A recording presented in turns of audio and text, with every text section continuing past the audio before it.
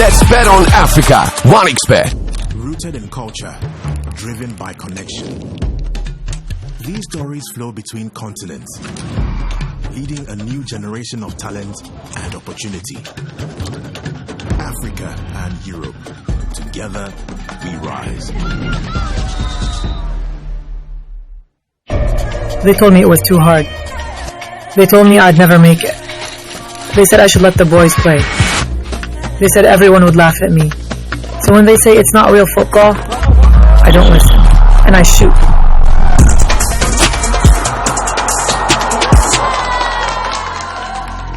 Here, we're known for our sense of service.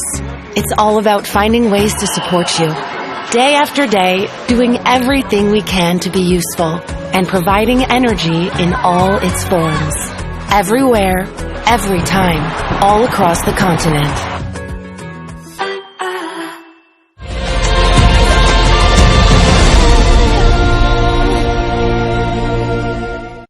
And since first crossing paths in 2000's final, Nigeria would then go on to win that match and the next 4 WAFCON meetings that followed.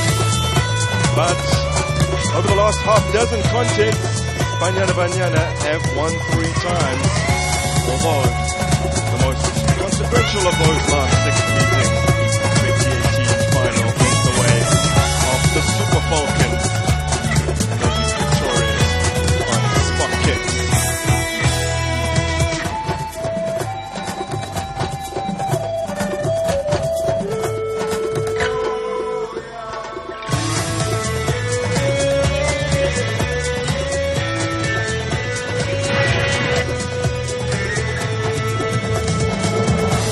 Ladies and gentlemen, please stand for the national anthem of Nigeria.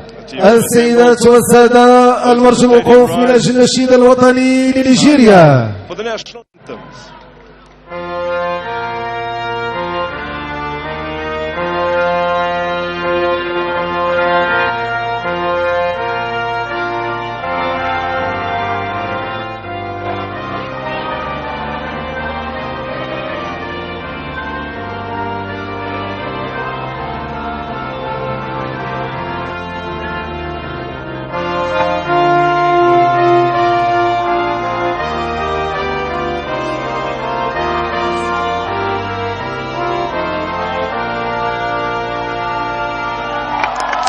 And now the national anthem of South Africa. والآن النشيد الوطني لجنوب أفريقيا.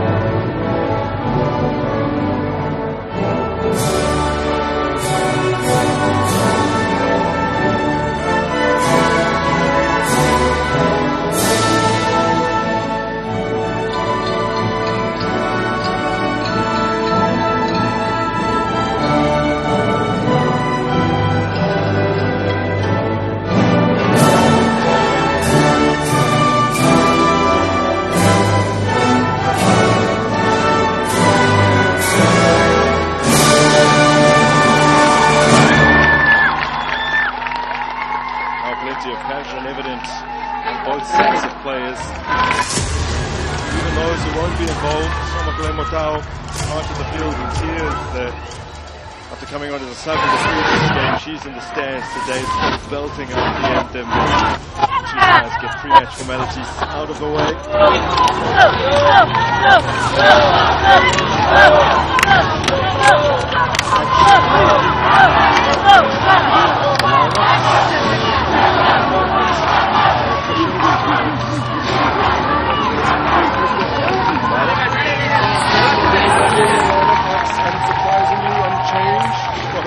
Quarterfinal demolition of Zambia, having made 6 changes going into the game against the Copper Queen. They rested several players in the finals with obligations. The 3 players who've actually started and finished every match for the Super Bowl team so far. That's the goalkeeper, Marco, as well as sitting at the back, captain. Thank you.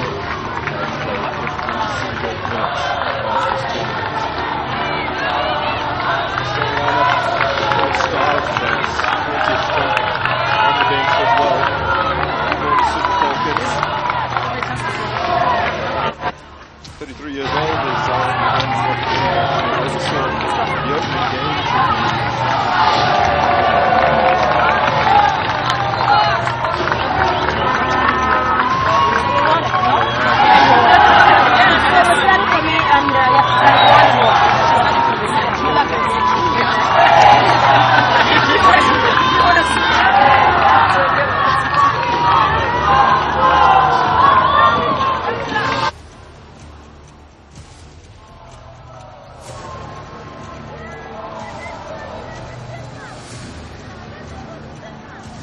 looking at the South African side. 2 changes for Banyana Banyana from Saturday's grueling penalty shootout win over Senegal on the last day. Sibulele Holweni makes way in the midfield, and Denmark-based Tsonga Kakamede comes in for her first start of the tournament. In fact, she only earned her first minutes in the previous match. The other change sees Gabriela Salgado make the 11 for the first time, resigned so far to a couple of sub appearances, but she's been impactful when she has been introduced. She's already mentioned Noah Anapale today. It was likely that she would have started had she been available.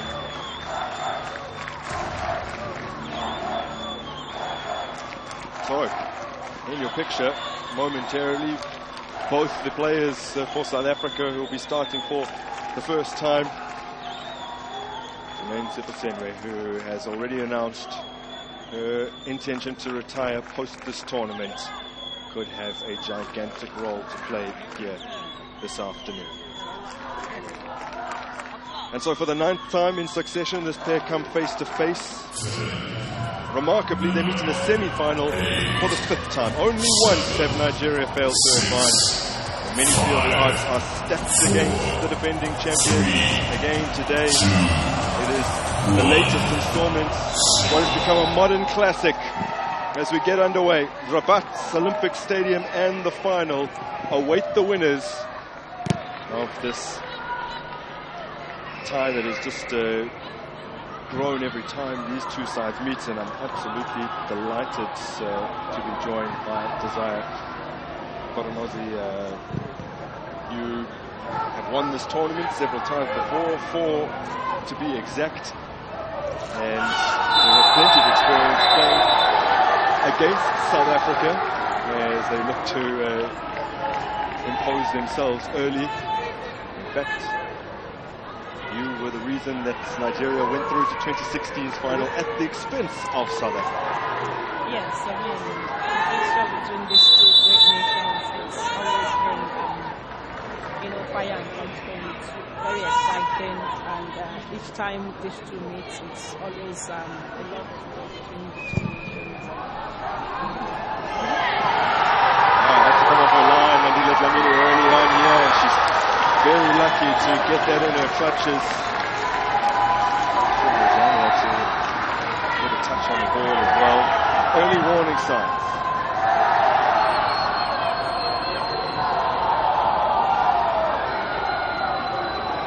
Balls over the top, a likely avenue of success for Nigeria this afternoon. What do you make of that tactic?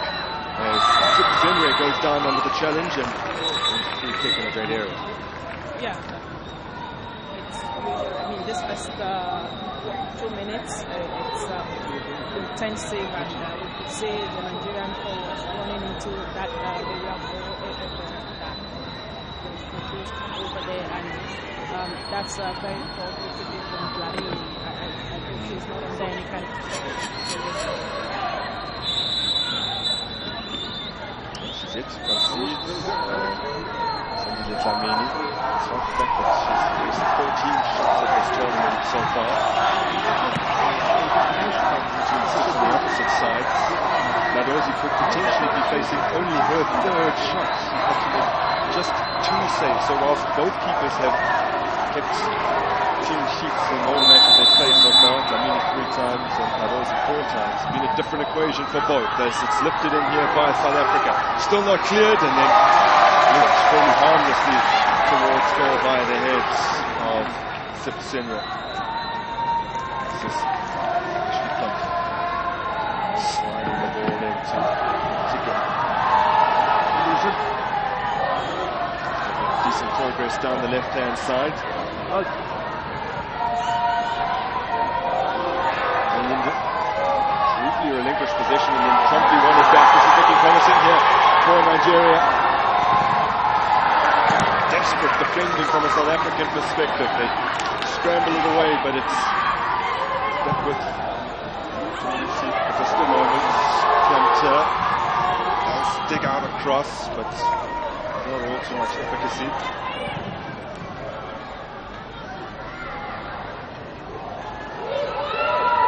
In possession for South Africa.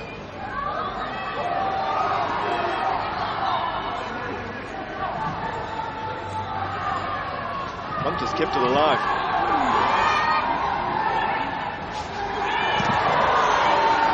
South Africa under serious pressure at the moment. Anozi.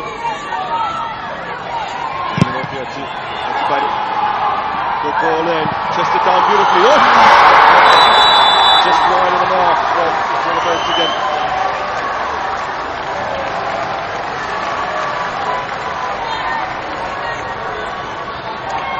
That was a great display there by the see how many numbers they get into South Africa each time they go forward, and this is actually a very positive. Esther Gongo was looking to improvise her 5th assist of the tournament off her chest. She is the undoubted assist queen, not just for Nigeria but across the entire tournament. As Dlamini's ball is intercepted.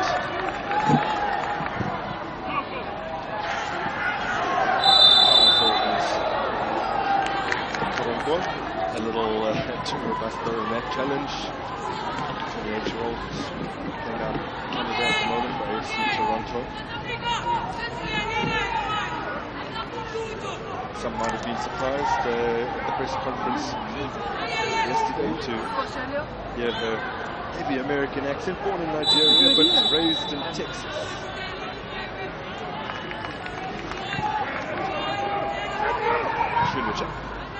It's Gabby Songa with a lovely little touch. Now Dlamini coming all away from Ajiba.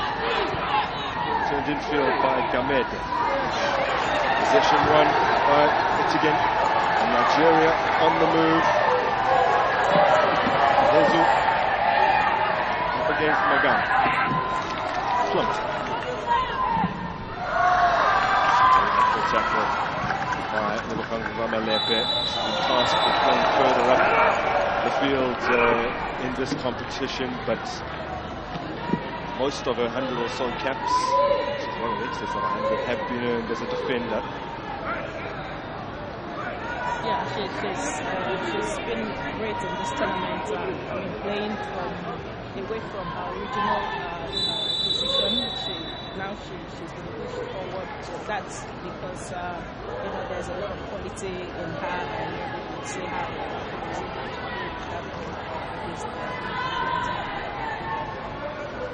This in the picture just a moment ago.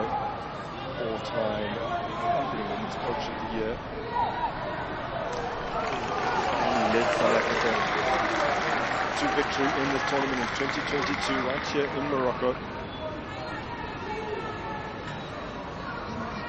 It would be a fair assessment to say that they haven't advanced to the semi-finals, perhaps not even critically as they did the previous tournament, or indeed in 2018 when they lost out on penalties to this Nigerian side. Great strength showing in a low cross in, well read by Tseto Makubela. Great understanding at the back from a South Africa perspective. 3 of the 4 defenders coming from Mamelodi Sundowns and the goalkeeper Andile Dlamini.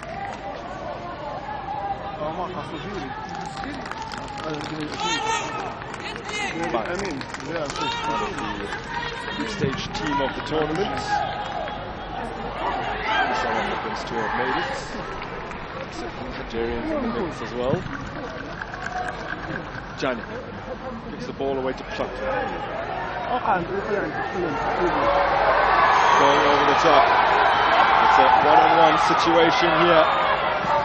Forced out riding. Dlamini gets fingertips on that.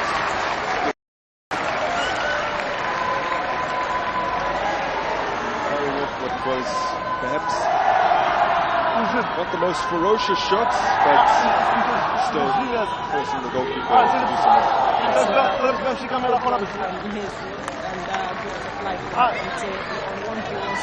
I think Nigeria will try to use more of this to actually run down the South African defense, and good save by Dlamini. She's really been amazing in this tournament. Yeah. That is save number 14. 2022, when they won it, she played every single game. She made 11 saves across 6 matches.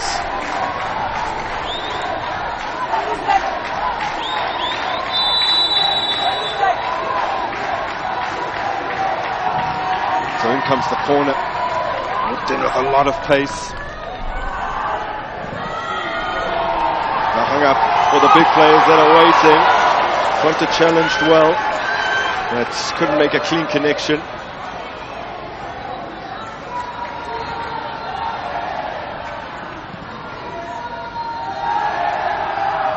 Ashley Planto currently plays for football in Saudi Arabia, having competed in the United States and indeed in England, where she switched allegiance from back in 2021.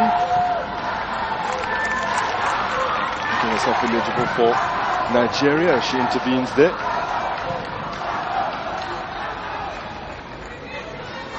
The nation of her father.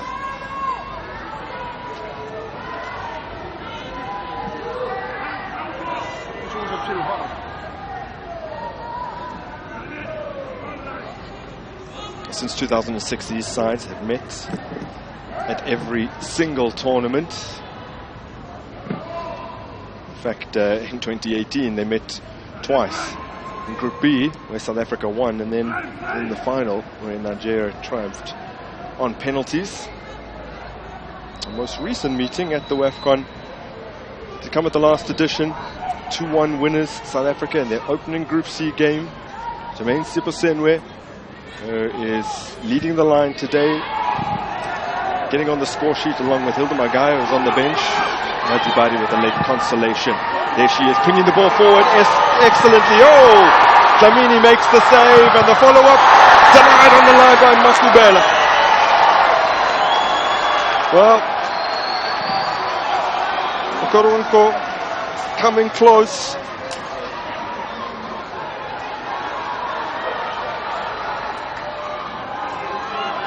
Dlamini proving why she has been so difficult to beat at this tournament.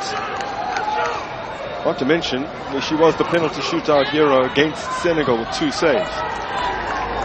Great goalkeeper she's been so far in this tournament, and that save she just made now just goes to prove how good she is. And I think this South African defense, they look a little bit tensed, and they seem very unsettled at this point. And good thing Dlamini is there to actually, put those pressures to rest.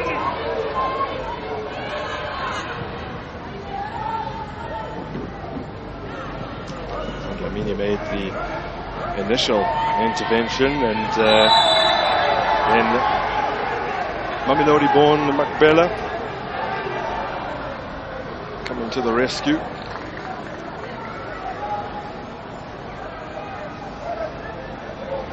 Korankwo going down into the challenge.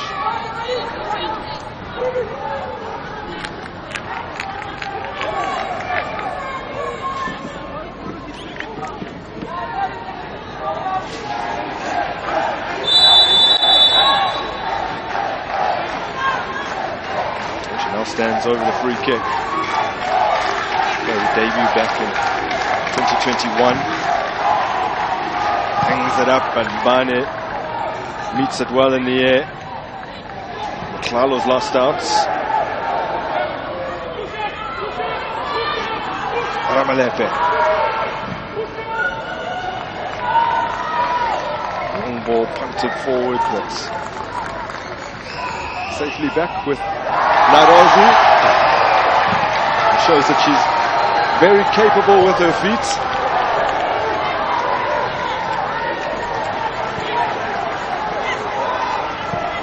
Alos might have given Jamusi a little bit too much to do, and in fact, precisely how it has turned out.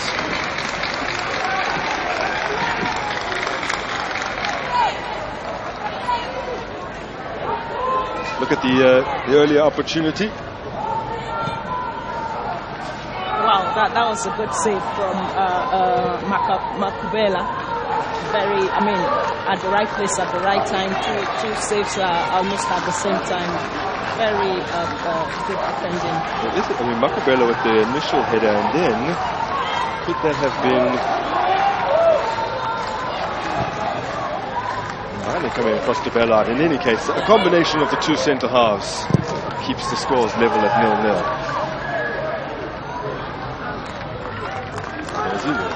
Cantor off her line to claim this one.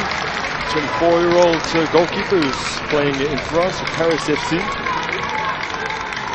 Back in the 2019 World Cup, she became the youngest ever goalkeeper to keep a clean sheet, shut out South Korea in a 2-0 win. And she's been named CAF's Goalkeeper of the Year back-to-back. Holds that accolade currently. First keeper to ever win it. Successive years.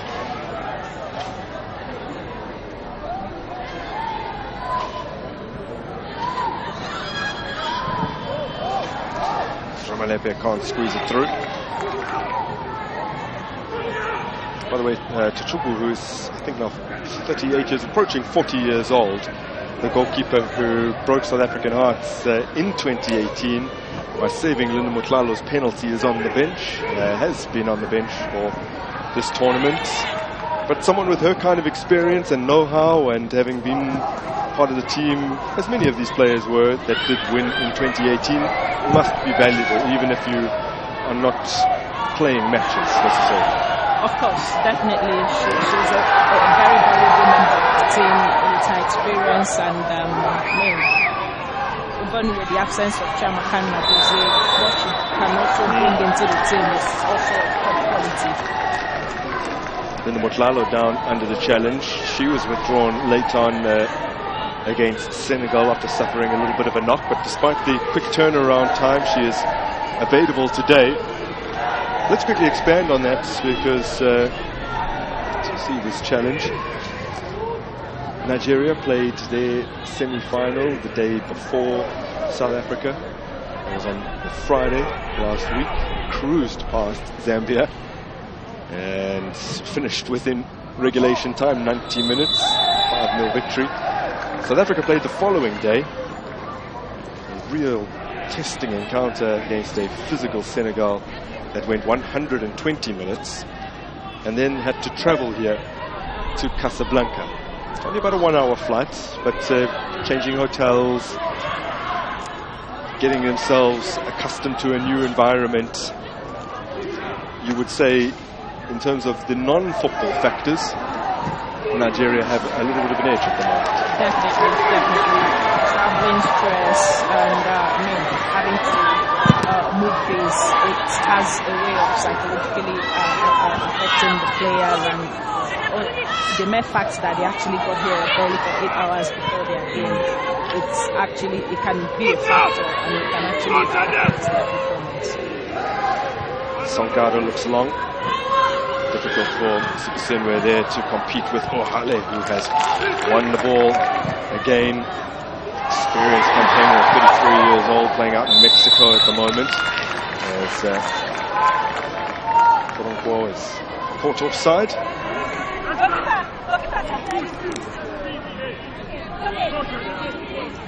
No need to keep the flag down and see how play developed there. Nothing marginal about it. We've gone past the quarter-hour mark, and there's Nigeria, who have created all the best chances so far.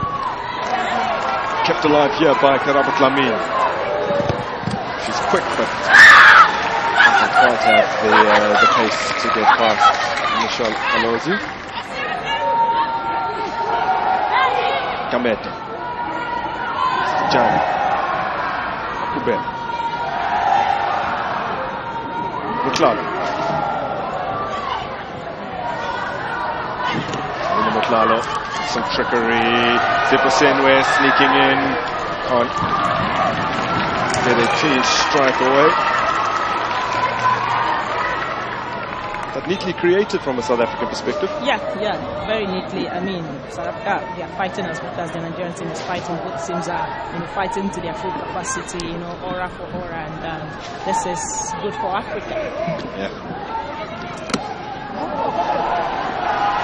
Koronko gets away.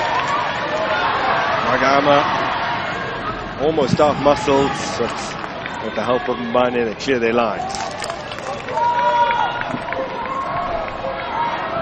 The only time these sides have not met at Africa Cup of Nations, or as it was previously known. The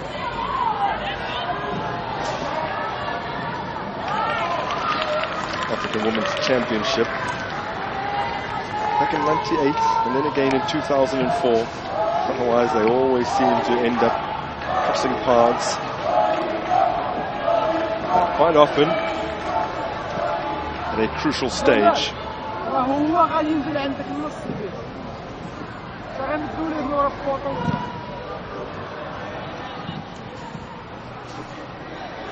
Jibali.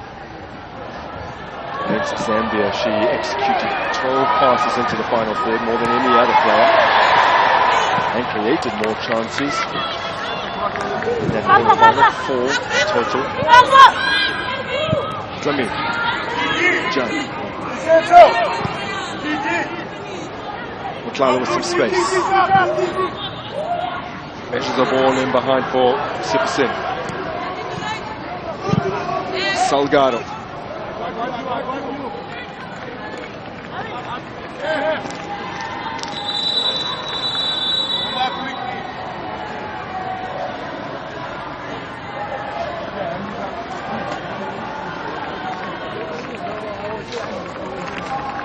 Desiree Ellis was captaining South Africa back in 2000 when they met for the very first time at a Women's Africa Cup of Nations that was in the final.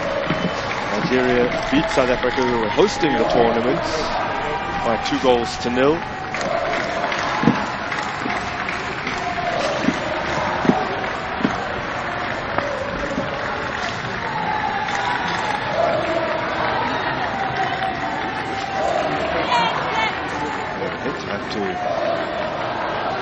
With the back line this early on, especially a defensive structure that has such a great understanding.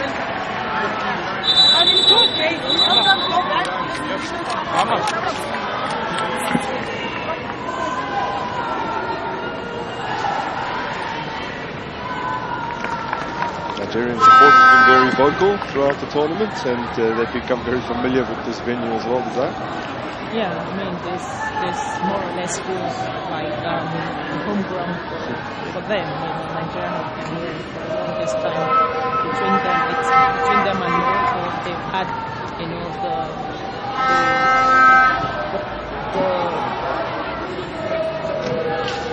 love, for lack of a better word, to actually continue to stay at the same venue more than every other team in this tournament. Well, whoever were to progress as winners would go to Rabat, final at the Olympic Stadium. It's coming on the 26th. The side unsuccessful in advancing from this last 4 tie will remain here for the bronze medal match. Take on a loser of the semi-final later on this evening between Morocco and Ghana. One of the established powerhouses of women's football that you see they run out a little bit in the last few years, but are trying to make a statement on the continent again, whilst emerging juggernauts. Now Dlamini hesitated for a second, but in the end showed enough sharpness to snatch that one up, just marginally ahead of Hezua.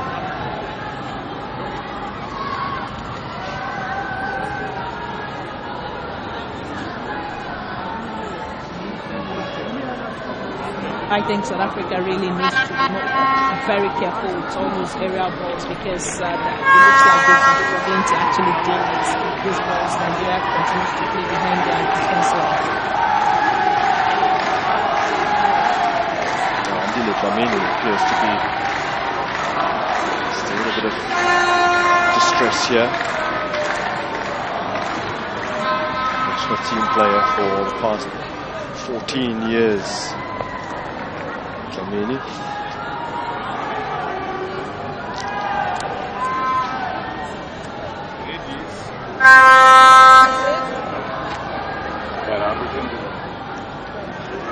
Desiree Ellis, or Dr. Des, as you can now call her.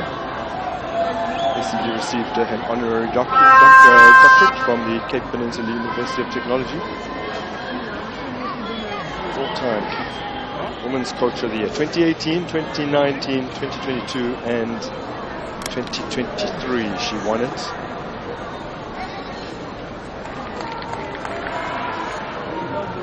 Now, they have to make an early change. Makubela will not be able to continue, but it does appear as though they are preparing Hilda Magaya rather than perhaps throwing on another centre back. Monatema Mhlongo, UWC centre half, might have been a decent option for them. She did play against Tanzania. It's the only game in which Banyana conceded. Ball turned past. Introduced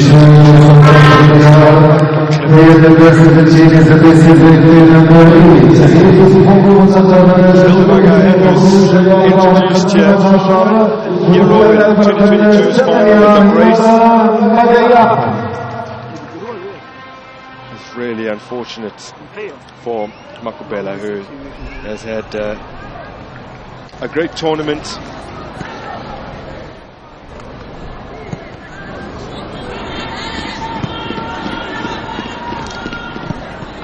She will play no further part in this game. 28-year-old.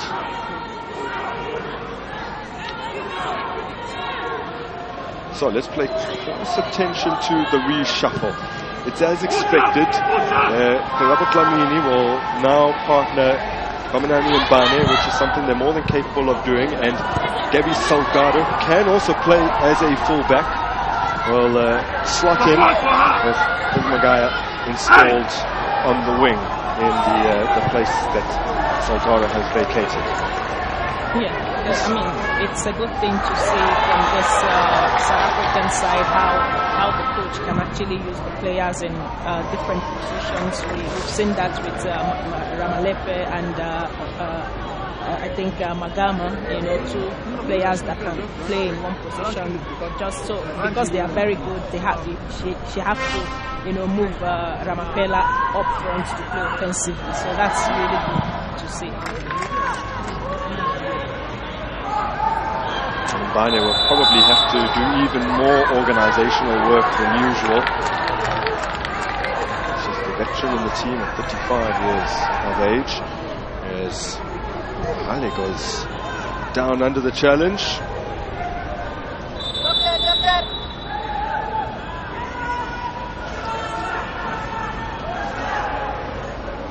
Was instrumental in Nigeria's defeat of hosts Australia at the 2023 FIFA Women's World Cup.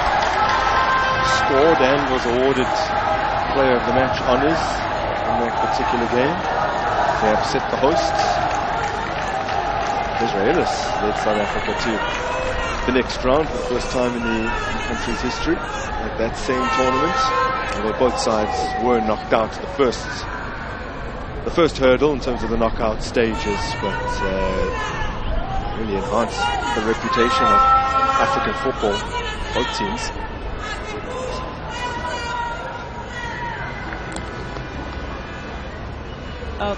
Definitely, I mean, on the world stage, South Africa as well as Nigeria, represented Africa very well, and Coach Desiree, who has been with the team for a very long time, and that's just the result you get when you're allowed the liberty and the time to actually be with the team for as long as it takes to, so you have to have time to develop your team, and you can actually see the results she has achieved this past year. Well, under Desiree Ellis at the WAFCON, South Africa are still unbeaten in open play. And in fact, they are closing in on a record currently belonging to Nigeria. So unbeaten in their last 15 WAFCON matches, that's in open play. Because they did lose 2018's final to Nigeria. The record is held by Nigeria of 16 games unbeaten in open play. So something additional on the line from a Banyana perspective. They won't be worrying about that at all, as Ashley Plumter uses all 1.81 meters of her height, towers above most in the women's game. That's definitely an advantage for the defender. Made 7 recoveries against Zambia. It was the most of any outfield player in that quarter-final matchup for Plumter. It's Magama working some space. Nigeria cope well with it.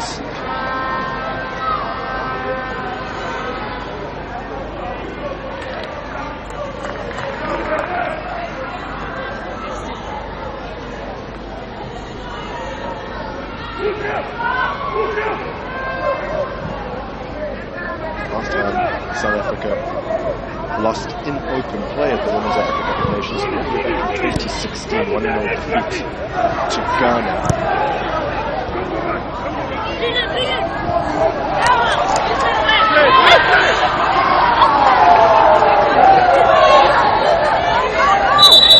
From the Nigerian camp, they've made quite a bit about that. The fact that South Africa have tasted defeat in such a long time in this tournament. At least not in any manner other than a penalty shootout.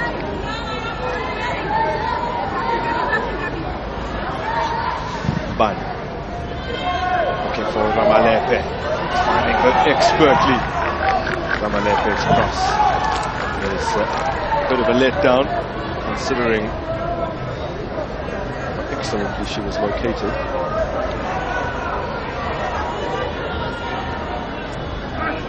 Goal and a couple of assists for Ramalepe. ball rolling. That big win over Mali. It was a final group game.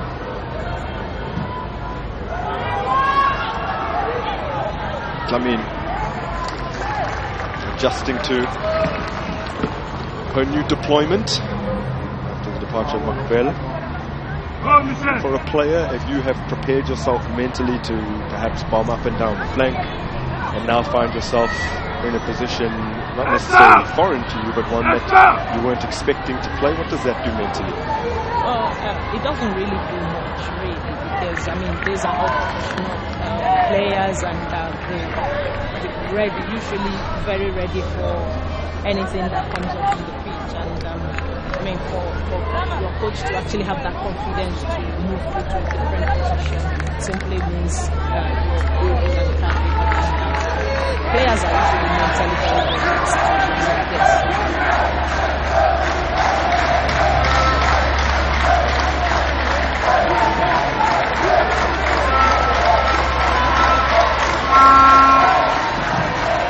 Here comes the corner. Jamini grabs. Far too close to the goalkeeper. And considering the kind of aerial firepower that they have, didn't really give the big ladies anything to compete for. Now given away cheaply by South Africa. It's bailed out by the referee's whistle. Shamira Ndaba of Uganda came credited to the referee back in 2018. And in fact, the first game she ever oversaw, first international game she ever oversaw was a WAFCON qualifier between South Africa and Lesotho. That was a good 7 years ago. There's Salgado. Cross. Easily dealt with.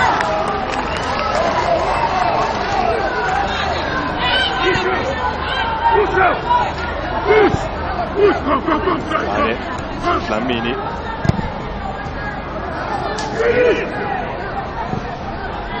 Losing out. Spade.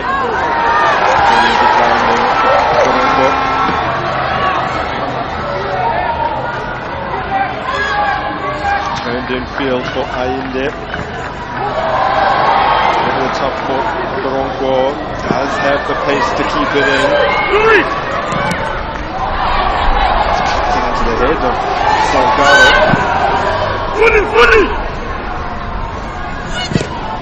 Okay. I mean, Gamed. Precious little of it up to this point. Salgado again. Put away by Gabriela Salgado. Score against Nigeria at junior level.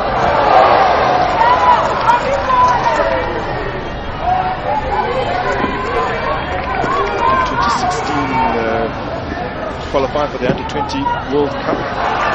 Then they lost 3-1 on aggregate. Salgado making against Nigeria's Under-20 side.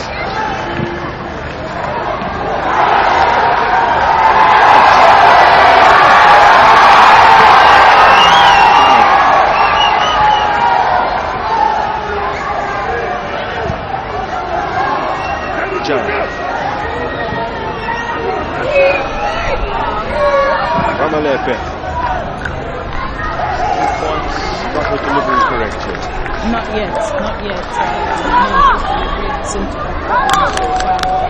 On 1v1, she's actually pulling it and she definitely would be a threat in the box, but just consistently. Horrible ricochet that almost presented an opportunity for Dua. Capitalize that time around. Balls from Ajagunle in Lagos, AJ City.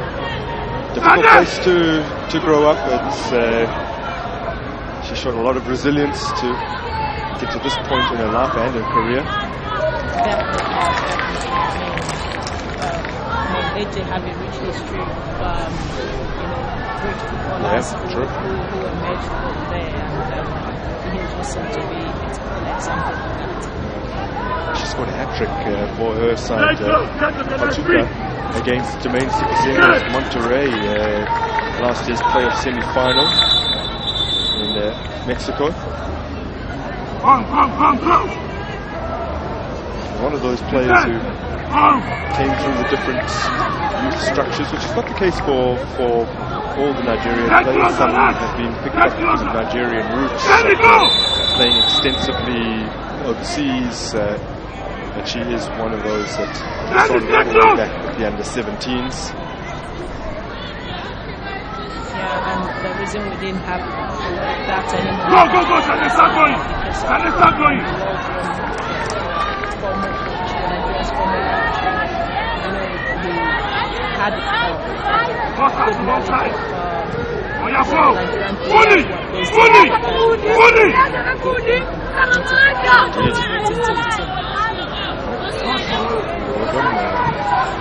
an American, great knowledge of the collegiate system in particular, whereas he was able to keep an eye on several players. On the ball is one. That's about finding contact.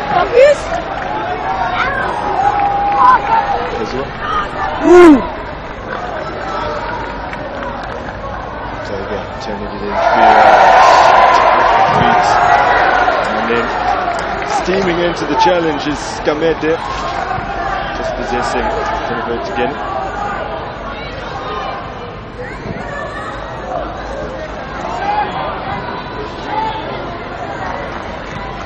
Plumter. She was playing out in the United States back in 2016, captain at USC to an NCAA Women's Championship. It's a high level of football.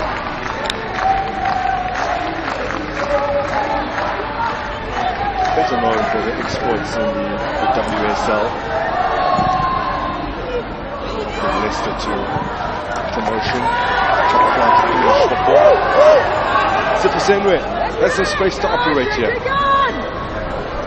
Football club.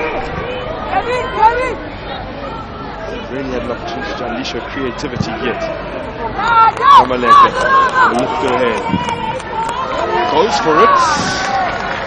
Able to lift that into the top corner. that was right. Then should have really target.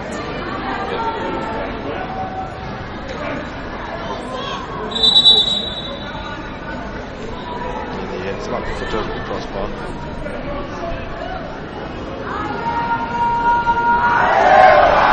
Fifth semi-final meeting between these two sides. Seventh beyond the group stage. First time they ever met in the semi-final was 23 years ago. Nigeria thrashing South Africa 5-0. Remains to date their largest margin of victory in this particular rivalry. The next time they met in the semi-final was in 2012. Was their 6th WAFCON meeting, and the first time that South Africa ever managed to beat Nigeria. Not just in this tournament, but in a meeting. A long-range shot. The 12th time that they had crossed paths in a competitive international match, and it was the first time that South Africa managed to win. Since then, though, the Nigerian national team have won the subsequent two semi-finals in Windhoek in 2014, 2-1 victory in that match, and we don't need to speak too much more about 2016 semi-final. Comes forward, shot towards goal, drag wide. That's the threat Mariah brings to the field, and to me, having that control out ball, try to take defenders, and it's really an incredible thing to see. I think we need to see more of this from defensive players.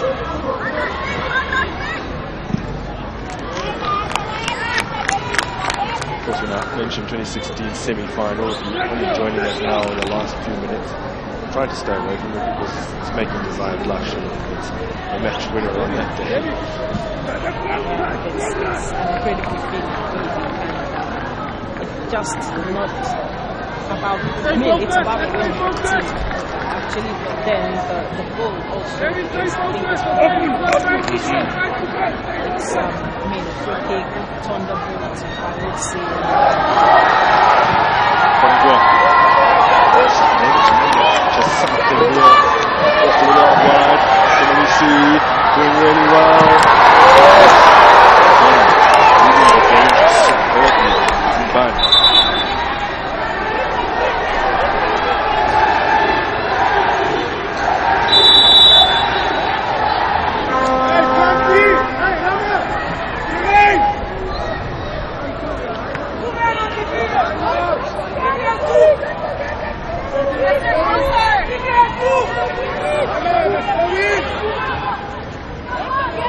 With the long throw, shove in the back of Dlamini.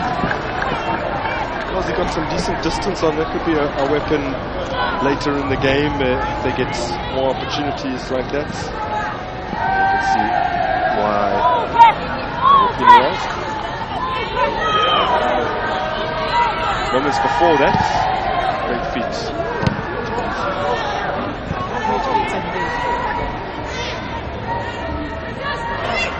Sanga finds the challenge. So,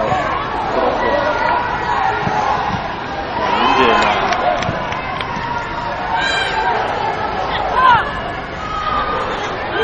Striding onto that is India once again.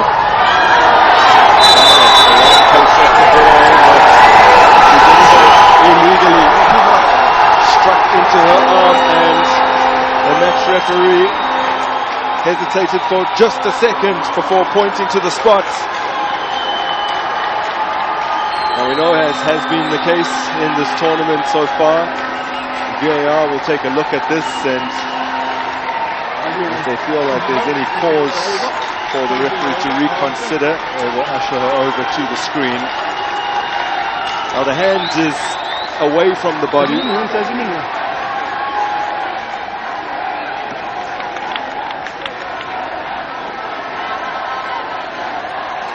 And do you see any mitigating factors there?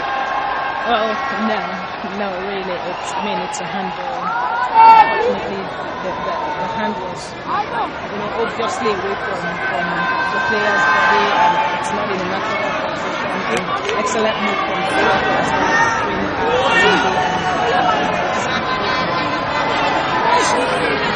Captain Abibo has remained in the dugout, not wanting to celebrate too early.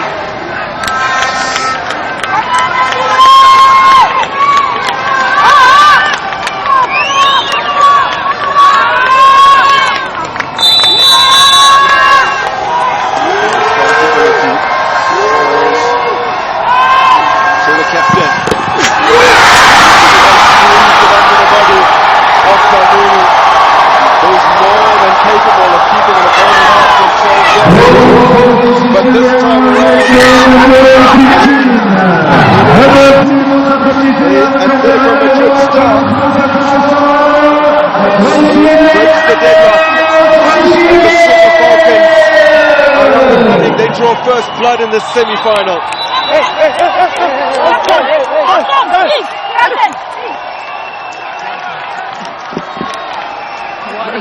What a goal that was. I mean, Dlamini had a hand on it. She almost saved it. Perhaps, she added more pressure to it. That's the only way Dlamini couldn't have saved that ball. But good intuition from Dlamini. She was this close. But beautifully put by Russia. Does it seem like history repeating itself? Nigeria qualified for the 2024 Paris Olympics with a 1-0 aggregate scoreline over 2 legs in the final round of qualifying, and the goal coming from Adibadi from the penalty spot. Yes, I mean, Adibadi seems to have found her fate in scoring against South Africa. Here's Linda Motlalo as Banyana seek to hit back. Retrieved by Gamete. Magama. Motlalo. Jane. Skews off her boots. That was rather too ambitious from Jana. At this point, we can't afford to, be playing this kind of off-target shots. We need to really be sure of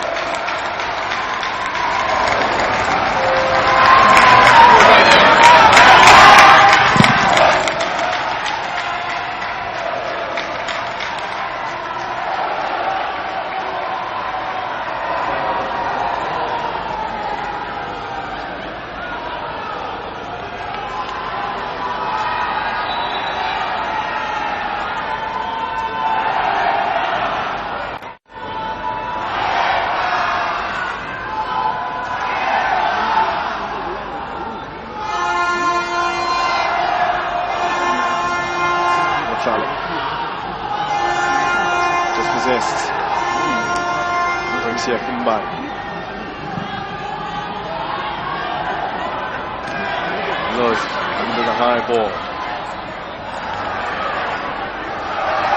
Playing for Eastern Dash in the United States.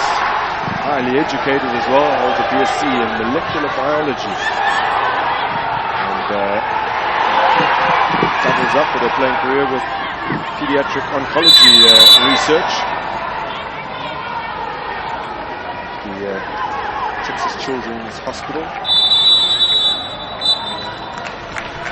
So that's it for the first half of this WAFCON semi-final between Nigeria and Banyana. The captain has put them ahead. When they met in 2022, she scored a consolation and a 2-1 defeat in the group stages. That's as she did in the Olympic qualifiers last year.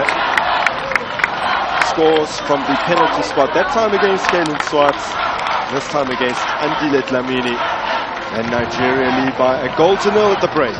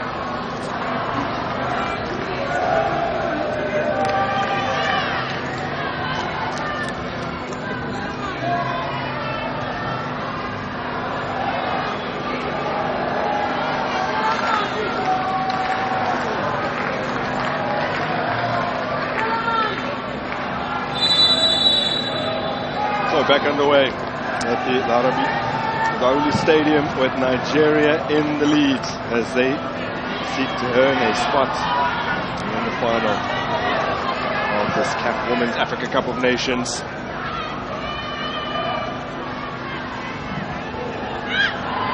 Side that knocked out at the semi-final stage at the previous edition. Dlamini had control of the ball. Very worrying moment for South Africa.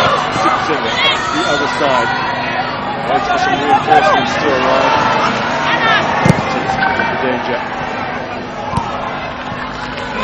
Sits on her way.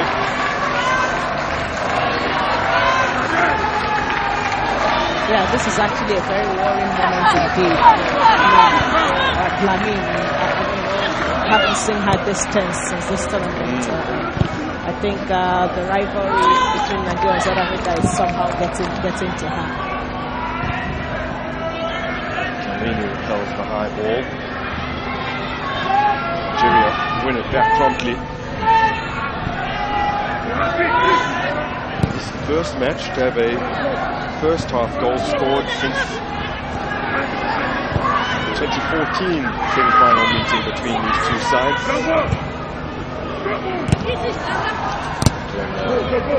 Shuala a brace in the first half, but previous 4 meetings had all been goalless at half time.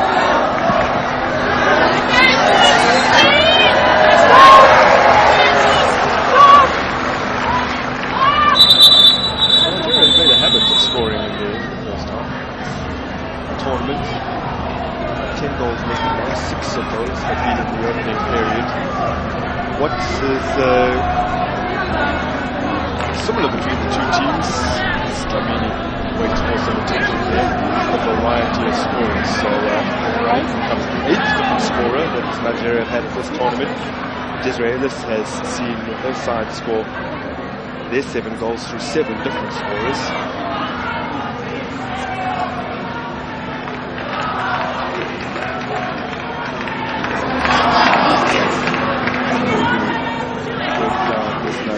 Defense for the time being has some concerns at the back.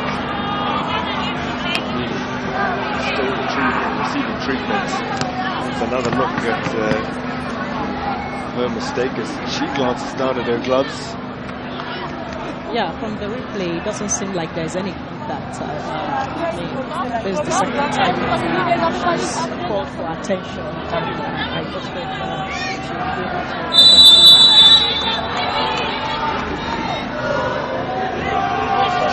she will soldier on. Come to the throw. Now Matu. McClark. Really had all too much opportunity to influence the game. The flair and creativity, Glasgow City midfielder. And all over the world, in fact. United States, China, Sweden as well. Just last year, named in the CAF Africa Best 11.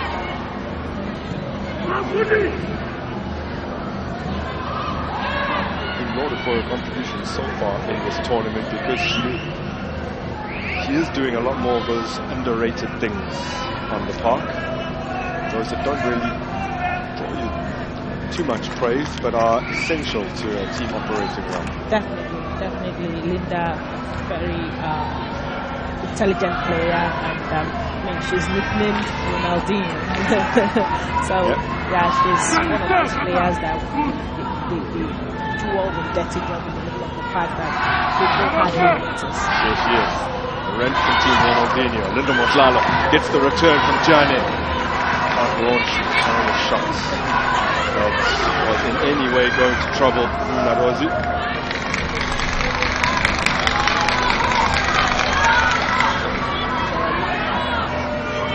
Looking for an option now. Finding her skipper. Got it. Motlalo. Good for South Africa.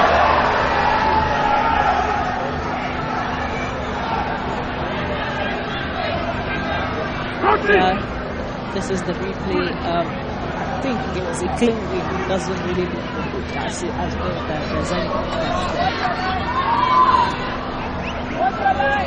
there. Out instructions to this player. Malembe sees this punter.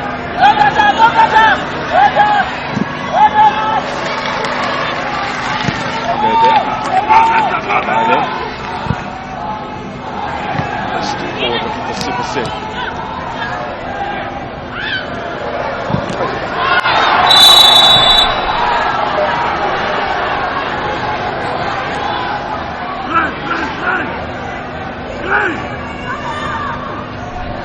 Captain was such a figure of hope and inspiration in our homeland as well.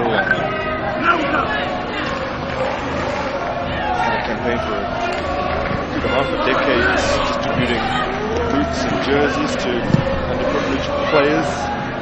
Stand out in rash campaign. And now, complementing all of her off-fields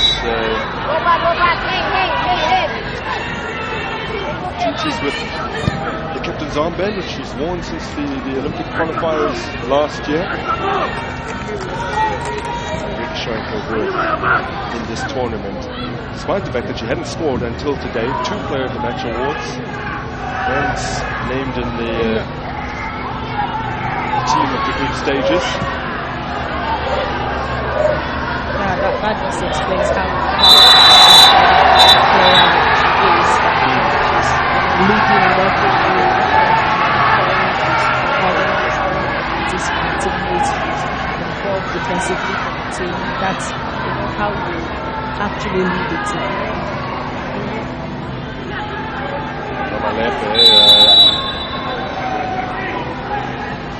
Maybe one more challenge away from a yellow card. Only one player on the park, and that is Demahin, who's just launched that ball upfield. Who's looking a bit of a tightrope in terms of potentially missing the final if she were to do it. Exactly. Really missed the those tackles. Yes. Actually potentially affect her performance.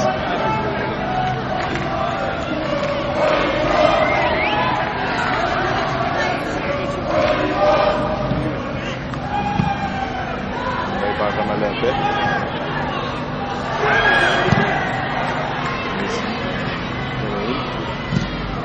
Getting it clear. Football for Galatasaray in Turkey, 53-year-old centre half. Hey, back cross!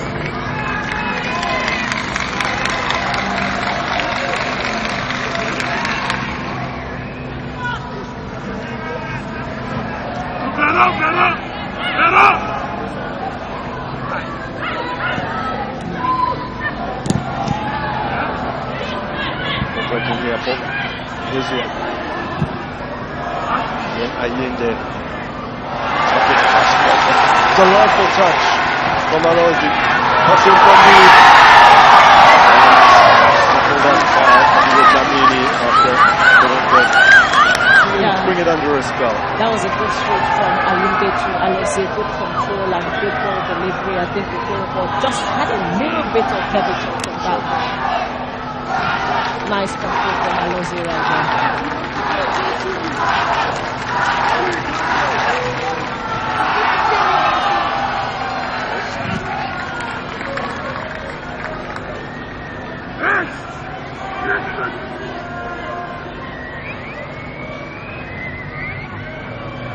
Nigeria looking to emulate the class of '98 in terms of going through an entire tournament without conceding. Of course, one fewer game played back then, because the tournament was only expanded in 2022. So effectively, if they were to keep a clean sheet today, they would match that feat of 5 games in succession.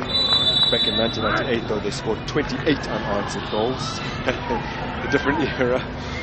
Yeah, the difference is a win. Back in the day and current day football, there's a lot of difference. You can hardly see teams, concede as much goals as they conceded back in the days, and they can actually replicate that feat from the way they are playing. Oh, with that said, though, their quarter-final score against Zambia was a throwback to the past era. 5 or more goals scored in a knockout game. And goes down to 2006, as the referee says that now South Africa will have an opportunity to draw level from the spots. There's Hilda Maigaya going down. Yeah, look at that again, and it looks like a little bit of pullback from Ali. We don't have a clear. We don't know. Is this enough? Let's see. Perhaps they are going to review it. It looks as though Ali could have that. Immediately pointed to her ear to say that it will be reviewed, so there's no point arguing now. all the pressure transfers to Lafluk bin Braham of Algeria. 2 assistants.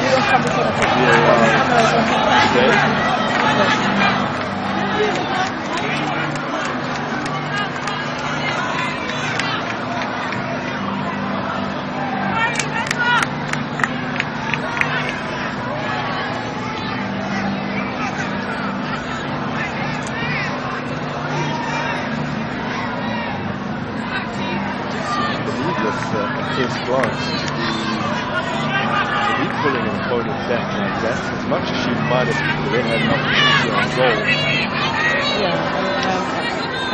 I don't know, but I think it looks as though when they run his hands are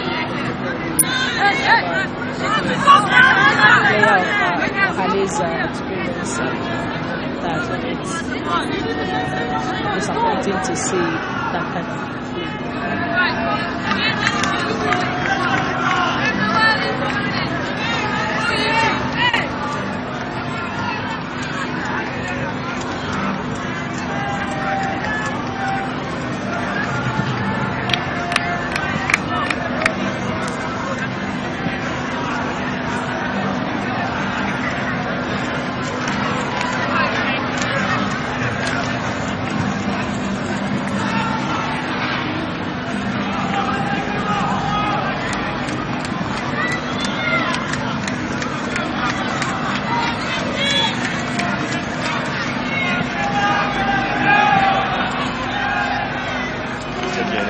For them to make the decision.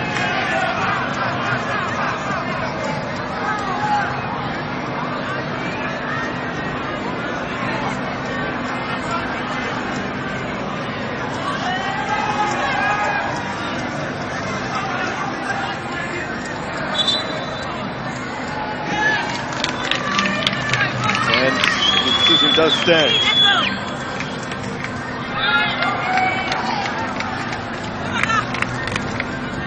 Whilst it was Rafil Rejani who had held the ball all that time,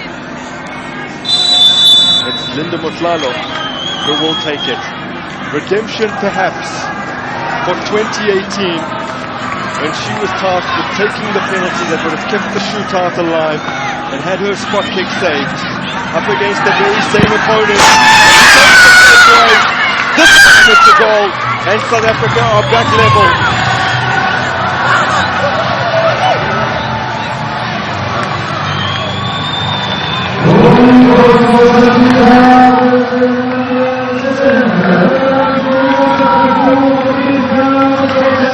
Linda Motlano showing her skill in the most. She got South Africa's first in their opening game against Ghana from the penalty spot. This one from 12 yards, far more consequential. That was well dispatched from Linda Motlano, and what a way to hand Nigeria their first goal in this tournament. I mean, it got to the South Africa, and what a goal that was from Linda. Nicely taken spot kick for Linda Motlalo, who moves to 24 senior international goals. She goes level with the legend Amanda Dlamini in terms of Banyana Banyana goals.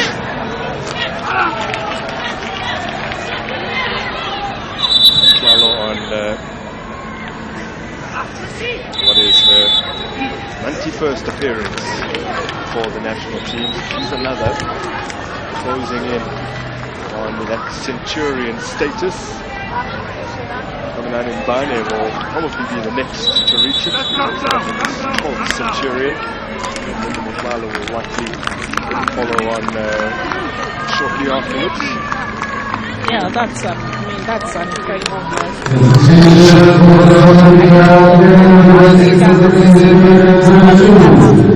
The most players with the most caps.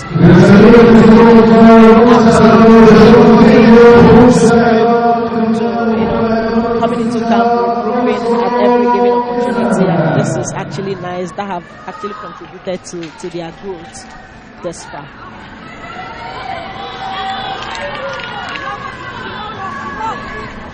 South Africa have implemented a change here, just moments after leveling matters. Romalenko departing the park. On comes Hesane. Some dynamism on the field. 24-year-old from Guguletu provided an assist for Jermaine Siposenwe's opener in the 2022 group stage meeting. There's Siposenwe on the ball. Salgado.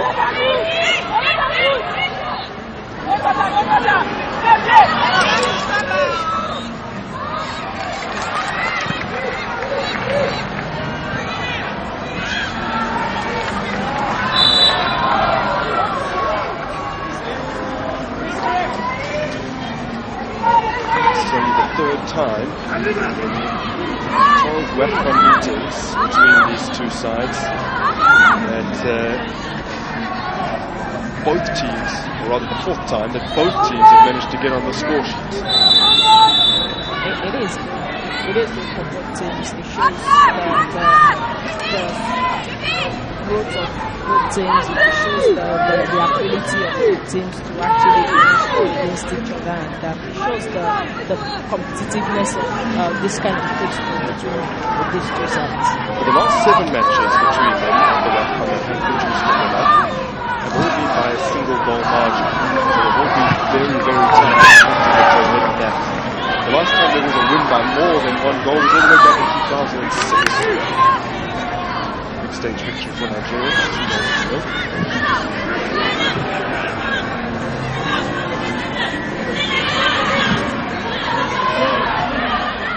Which one? Wagama. Deciding what to pick up.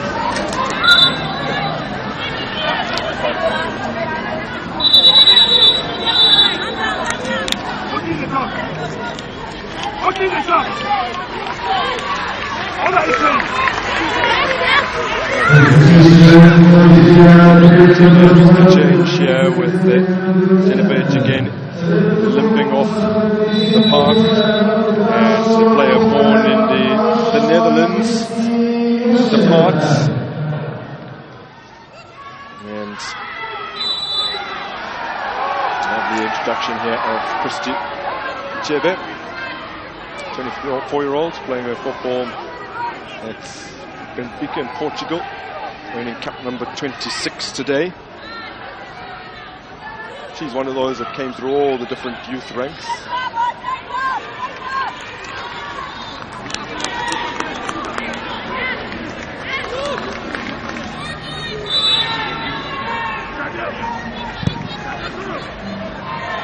Cross field by Ban, finds Salgado.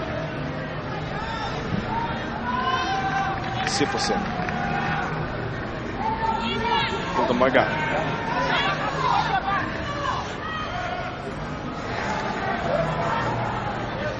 Again.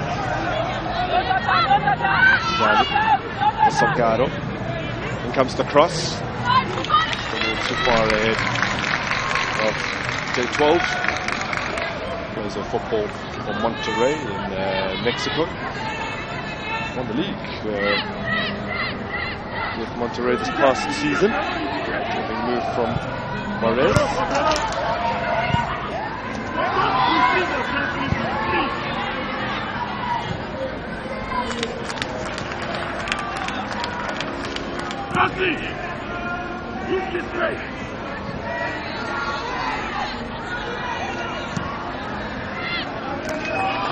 So the Nigerian defense still yet to be breached from open play, but they have now conceded for the first time in the tournament. Does that mean the floodgates are now open for pass from Hesane?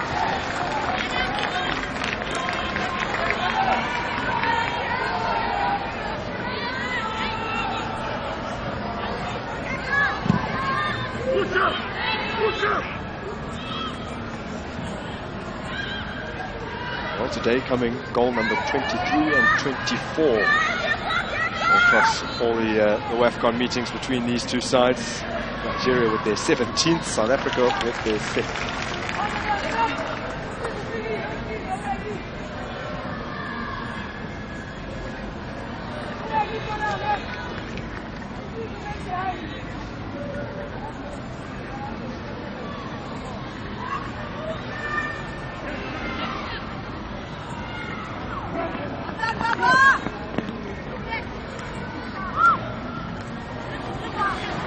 Good long throw, causing some problems with just mental strength.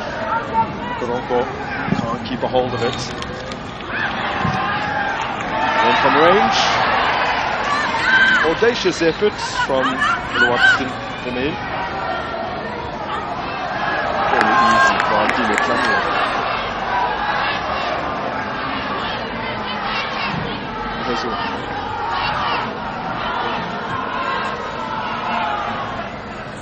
Bang.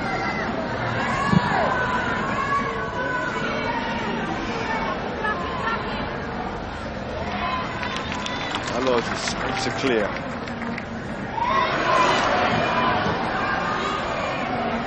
Sagard is stealing possession from Jamalusi. Was something she was doing to good effect, Jamalusi, against Zambia. Making tackles far up the field, effective turnovers, made more successful tackles than any other player in that quarterfinal tie. Yeah, I guess she was under her first start in that game, and she showed up, and that's one thing she wants to do. Defensively, she's there to support the defense, and offensively she just has to have that strength to go up and down for the great addition. Long throw held by South Africa. Chilbert hanging out wide. Kamini coming across to get the head of Jamalusi.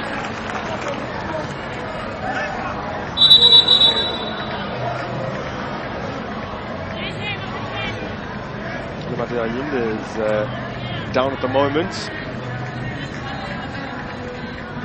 30-year-old that plays for Rosenborg in Sweden.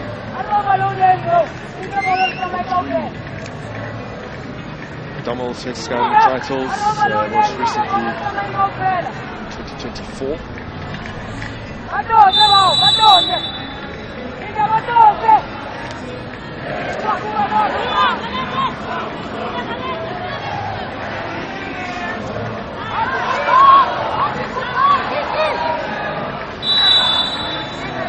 Defensive work done by Linda Motlalo.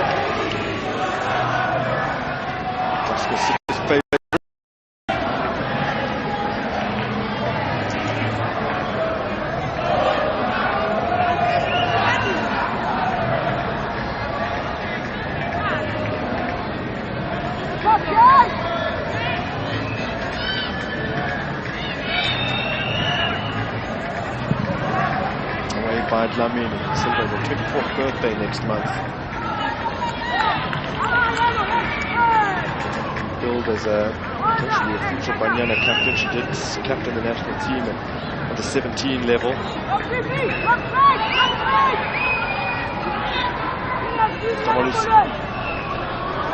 Doing tremendously well here. Can't execute an effective cross.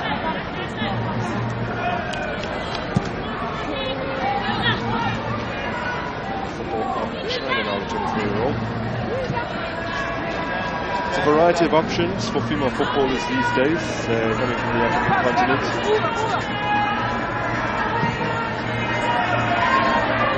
does often depend on your most proficient language. Sometimes you see a lot of nations playing another French-speaking nation, in particular France. variety of options for South African and Nigerian players these days as well. Definitely. Of course, language is always players. They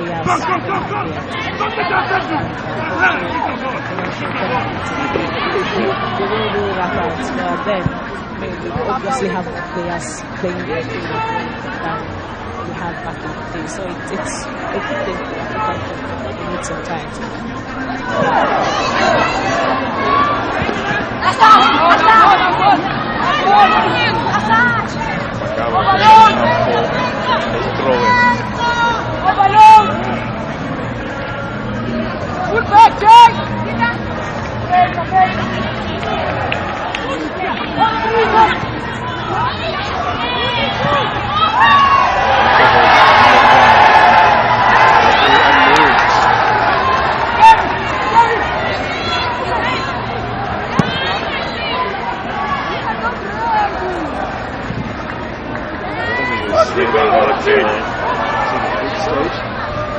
Yes, Jermaine Simpson swiftly up the other end, looking for Sasane. And this will be stopped by the line. There's a terrific ball in from Simpson.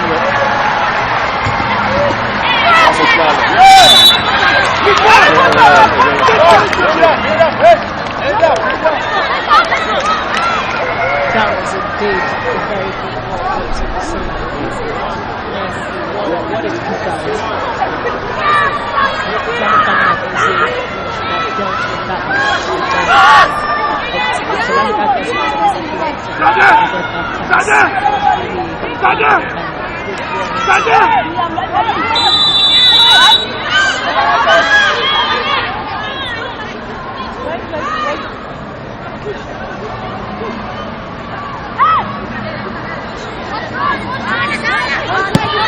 What's up?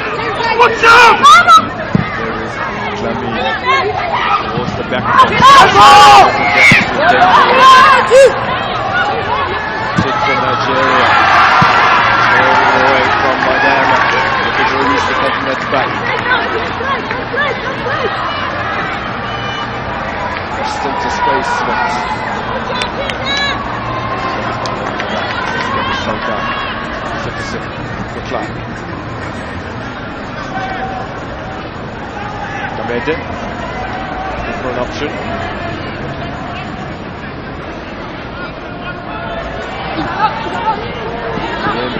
Through a ball, cut out by the battle.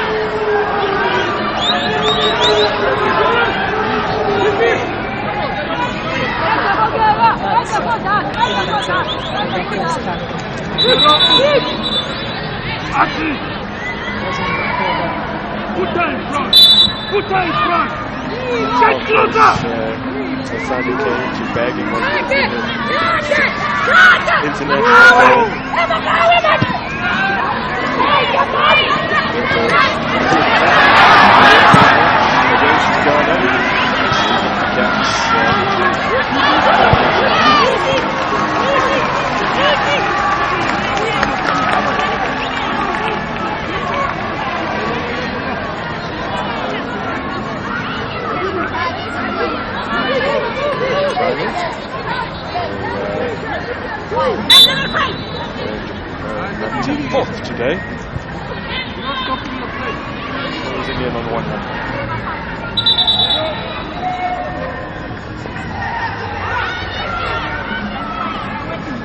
It's 4 hours remaining here. Push up! Push up! Push up! Push up! Push up! You ready? 3! Second ball! Super 7. Lamini.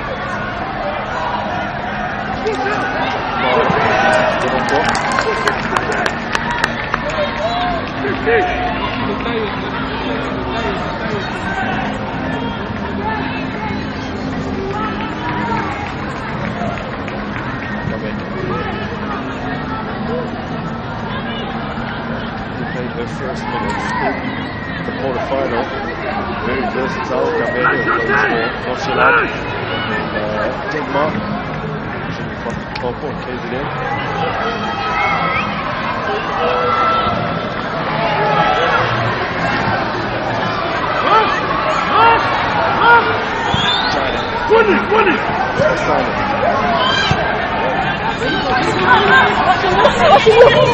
No foul, Hilda, no foul. And win the ball there. Against it.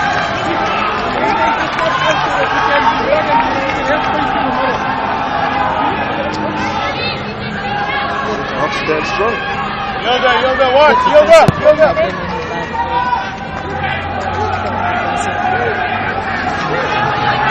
Ramos, former Under-20 international, on the ball now.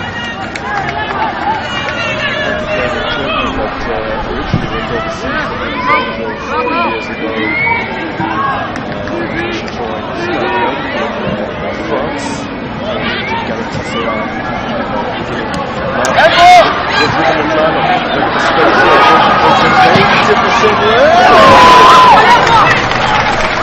Just over the top. Scored against Nigeria. Keep going, Banyana. The G edition of this tournament.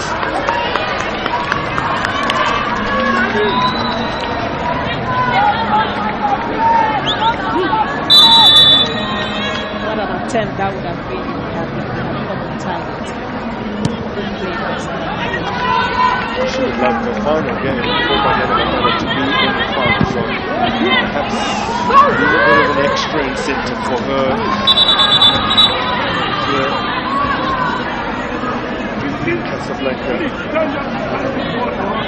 These two sides have been over the last few years so evenly matched, trading blows, the WAFCON and other competitive fixtures, one getting the better of the other and vice versa.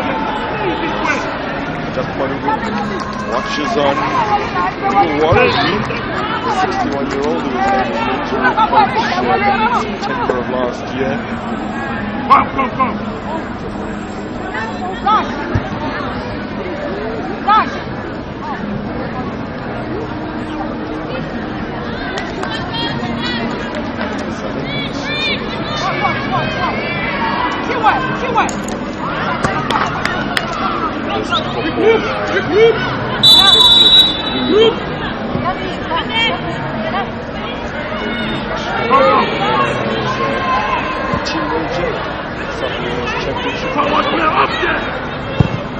South African players do get the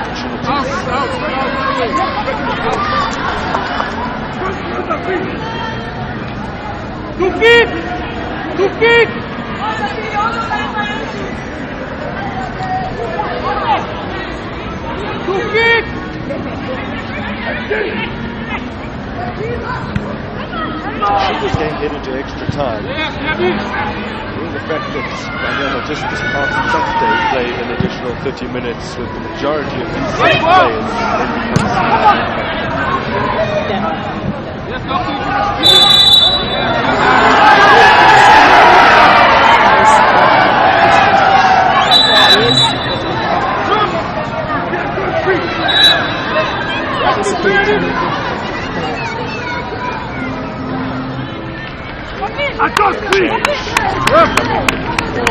Nigeria and for Jordan, 21-year-old playing with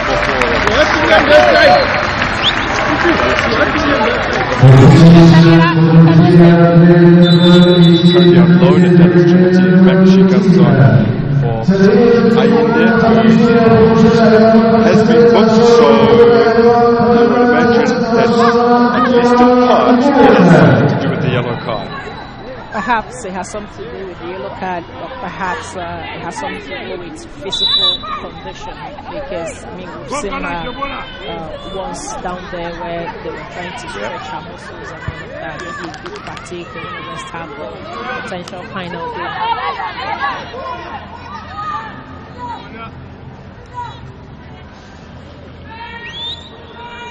Well, Riordan is a exciting youngster with a lot of ability. That pass is slightly underhit. Finally back in possession.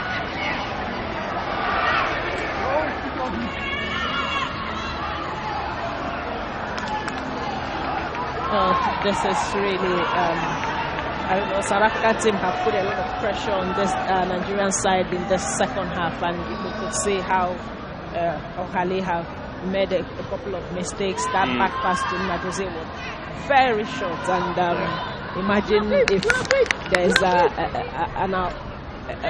South African striker who's, you know, anticipating for that back pass. I'm sure she would have gotten to that ball before Nadozie. But right now, there seems to be a lot of pressure on the Nigerian defense, and it seems to be a lot of pressure on them. Yeah, real battle at the back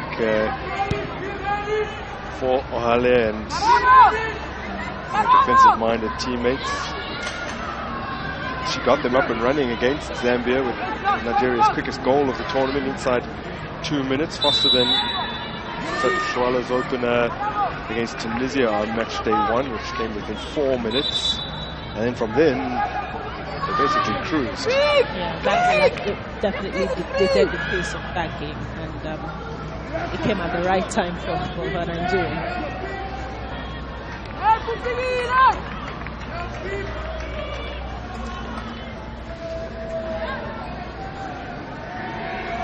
Coming to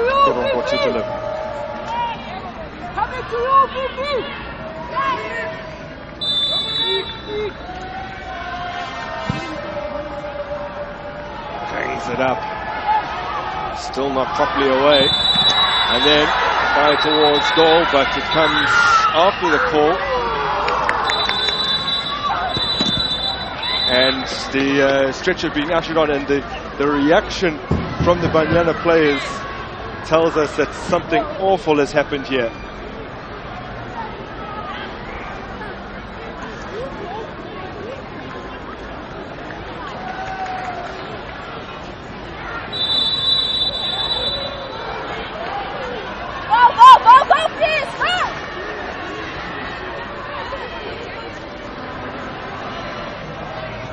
The referee gesturing furiously that the medical staff need to get on a little more promptly, and the reaction from both sets of players tells the story here.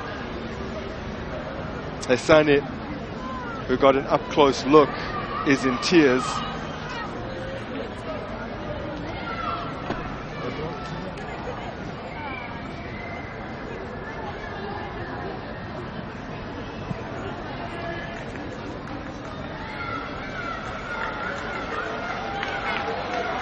I think he's trying to explain to Desiree Ellis what has happened.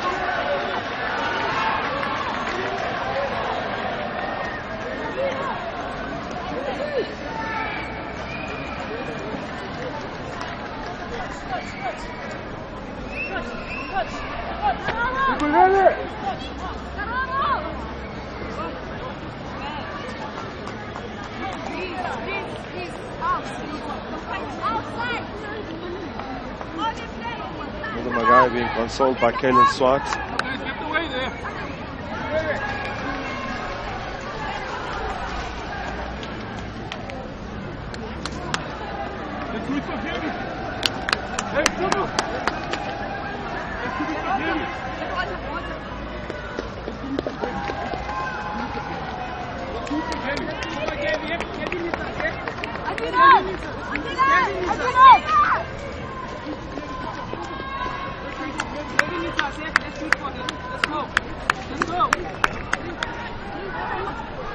As Gary Salgado, it appears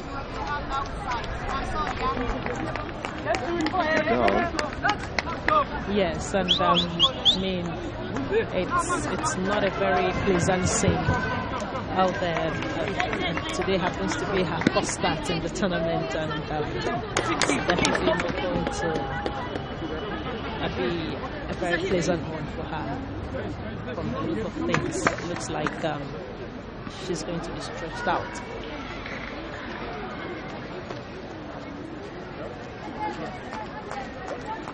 Unfortunately, we can't offer you much more information, and we will not be showing a replay of the incident. Yeah. Judging from the stricken faces of the Banyana players is a good thing. I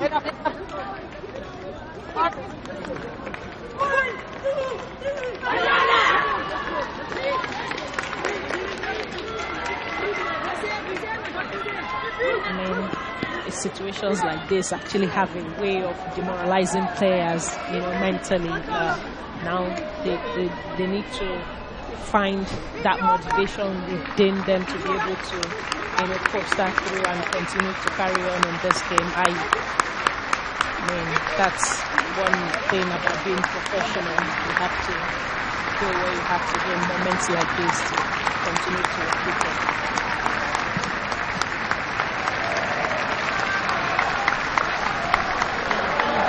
The Nigerian fans very graciously clapping Salgado off the field.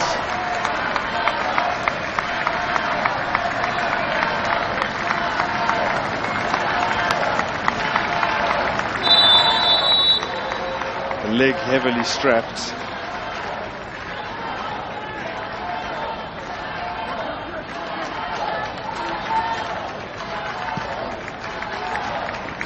For the time being, Banyana have just 10 players on the park.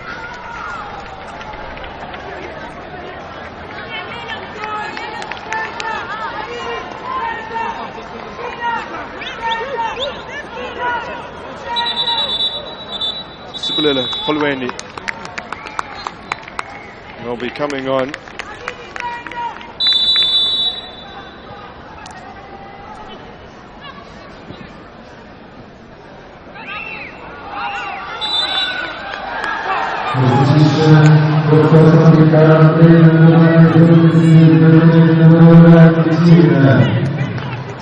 South Africa have to find a way now to try and get past this moment. Of course,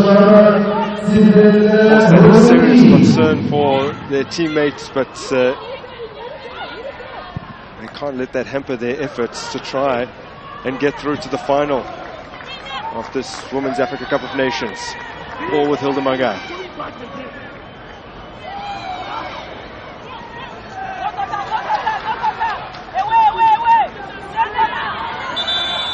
Hilda Magai has been a threat since coming on, yep. And I don't know why she didn't, Desiree didn't start her, but then since coming on in the first half, she's really had an amazing impact in the game, and 1v1 she's most times gone ahead of her marker, and she's really done a great job. So she's forced a corner here as well. I would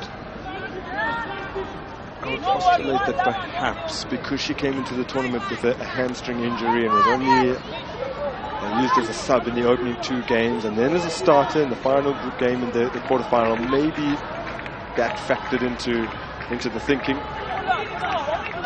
But she has been extremely impactful. Corner curled onto the roof of the net.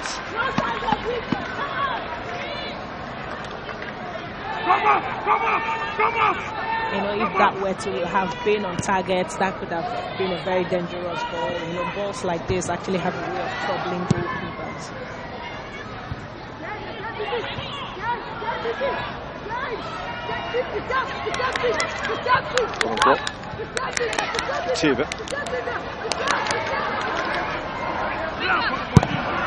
Vesane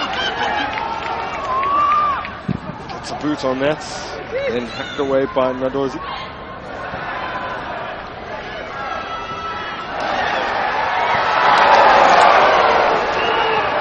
Now the nastily upended is Magaya.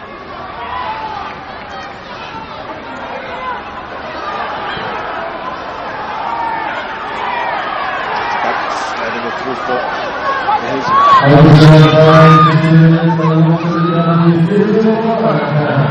In comes a cross, and what a crucial header clear that was from the substitute Oluweni.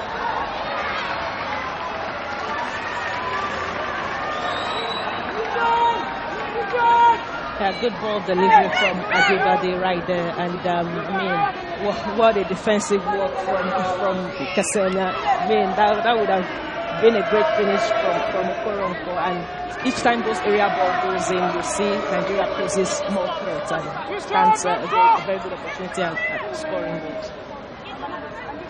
6 minutes of additional time have been added on. We're leading into 2 of those.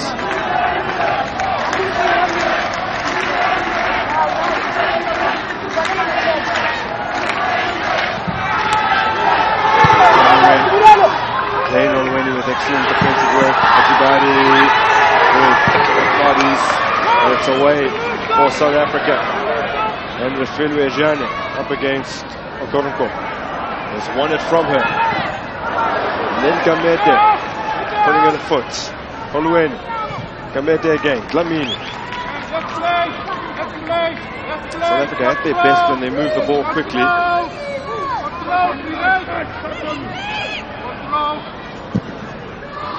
Mbani. Looks for ball forward. Klalo. Laying it off for Gamete. Refilwe Jane slips away from Ajibade.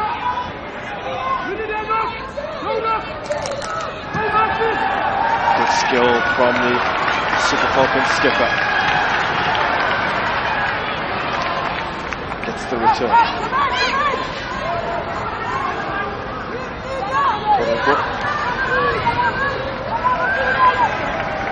Hello, Z.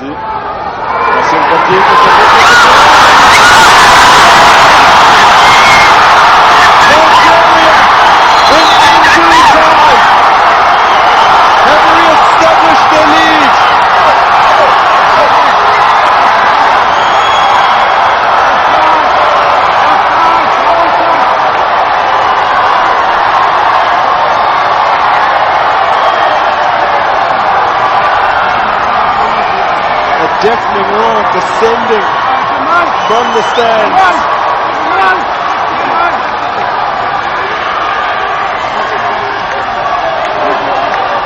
Mission X is on for the Super Falcons.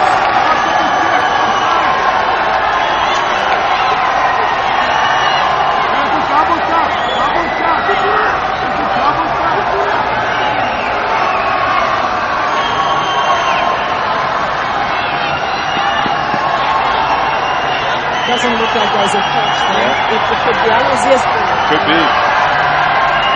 Perhaps there's a big touch from. Doesn't look like. It doesn't look like the ball had a contact on that ball. It looks like it was Alozier's ball. And then I was just talking about the long balls from Nigeria. Playing those balls behind Bayana's defense. And there's always most likely a connection from the Nigerian attack, and it has come into Bayana needs to find a way to actually do it in a good way.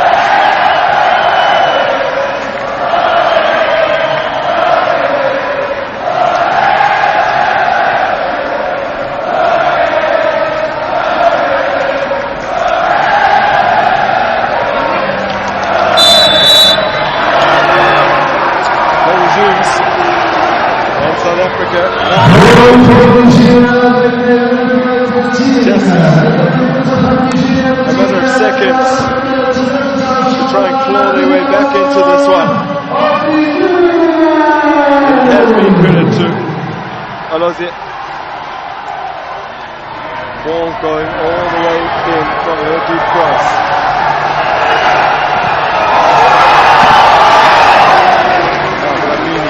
Dispense this upfield as quickly as she can.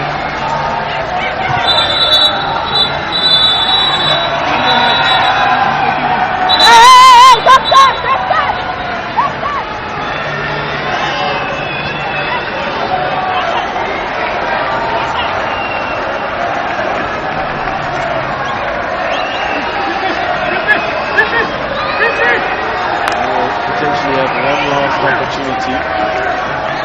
Once the game recommences. One last opportunity to try and send this game into extra time. Talking about extra time, when I saw the additional 6 minutes, I was already preparing for another 30 minutes of play. But then,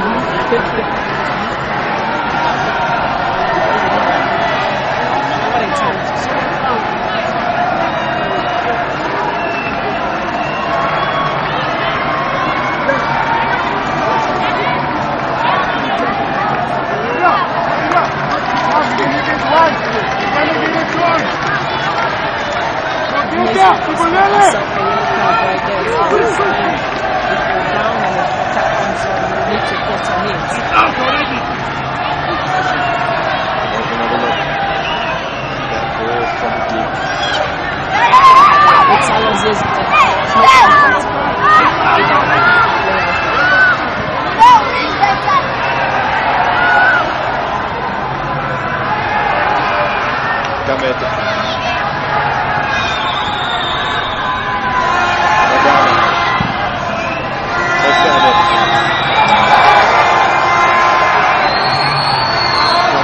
Just about enough, and Motlala has it.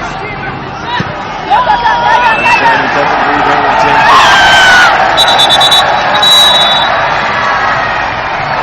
Nigeria in the dying stages of this game.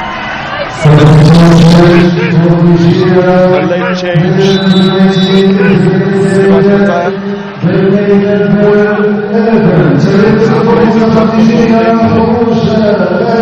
Nigeria.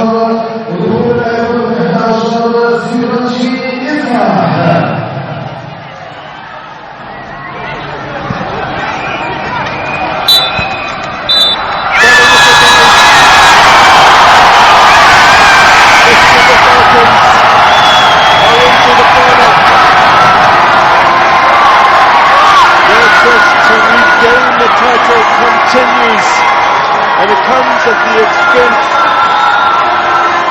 of their fiercest rivals over the last decade and the defending champions, Banyana. What a game! 2-1 it ended. Nigeria into the lead, wiped out by South Africa. 2 opening goals, both from the penalty spot.